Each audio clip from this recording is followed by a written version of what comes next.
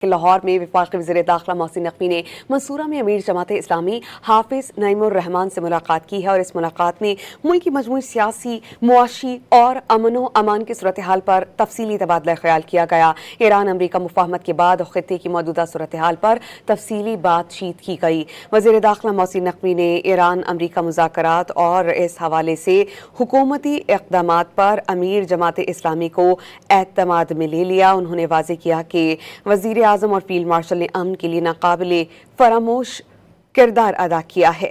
خطے میں کشیدگی کے خاتمے کا کریڈٹ پاکستان کو جاتا ہے اور دونوں رہنماؤں نے ایران امریکہ مفاہمت کو خطے کے استحکام اور امن کے لیے خوش آئند قرار دیا۔